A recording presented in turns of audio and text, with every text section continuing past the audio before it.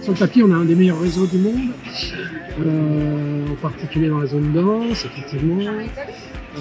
Mais dans la vraie vie, on a un réseau qui à la fois dysfonctionne, en particulier sur tout ce qui est SNCF et RER. Et puis, il y a toujours ces fameux problèmes de manque de banlieue. Ça fait 20 ans qu'on en parle, mais c'est toujours vrai. Alors, il y a des choses qui sont en cours. En tout cas, pour le moment, le banlieue est toujours aussi difficile. On est dans une situation un peu paradoxale aujourd'hui où, en termes d'investissement, on a beaucoup de choses qui ont été annoncées, beaucoup d'études qui ont été lancées, mais on ne sait pas qu'est-ce qui va aboutir et quand. Puisqu'il n'y a pas eu vraiment de priorisation. Et aujourd'hui, avec le CRES par exemple, promet tous les projets, tout le Grand Paris Express, tous les projets que demandent tous les maires, etc. Alors qu'on sait que probablement une bonne partie soit n'aboutira pas, soit aboutira dans des délais qu'on ne connaît pas du tout.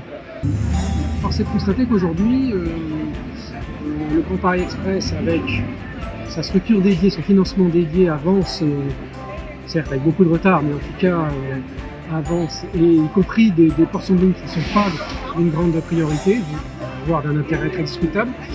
Et en revanche, sur l'amélioration de l'existant, même si des choses ont été engagées, on se heurte aujourd'hui à des problèmes à la fois financiers, également de manque de ressources en ingénierie, et manque aussi de vision sur les priorités. Il y a des problèmes structurels sur un certain nombre de lignes qui vont nécessiter quand même des investissements. Je prendrai qu'un seul exemple, le nœud ferroviaire de Brétigny-sur-Orge. Eh bien, c'est un endroit où ce qui n'a jamais été prévu pour un terminus de RER. Il y a des postes d'aiguillage électromécanique d'avant-guerre. Et bien, depuis 10 ans, ce dossier de modernisation du nœud ferroviaire est englué. Et on n'arrive pas à avoir des décisions, à la fois une décision politique et un problème de maîtrise et de volonté chez SNCF Réseau. Et donc, c'est des dossiers comme ça qui ne sont pas véritablement pris à bras-le-corps, alors même que Brétigny, bon, voilà, il y a aussi une symbolique, et conserver des postes d'aiguillage d'avant-guerre à Brétigny, ça me semble une aberration.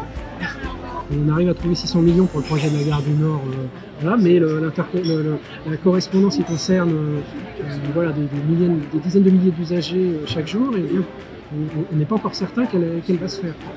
Et je pense que si on ne traite pas les sujets d'aménagement notamment du territoire, ces sujets de saturation, on va les retrouver tôt ou tard. On a fait croire à la Grande Couronne que le Grand Paris Express c'était aussi pour eux.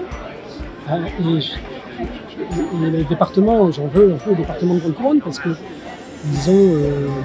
ont accepté le schéma d'ensemble qui, en réalité, dessert mal la Grande Couronne.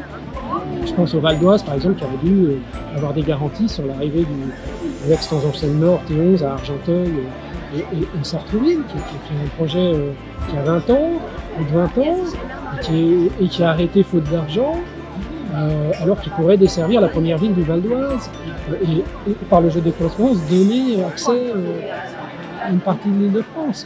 Et le Val d'Oise s'est accroché à une gare dans le triangle de Gonesse sur la ligne 17 où il n'y a pas d'habitants.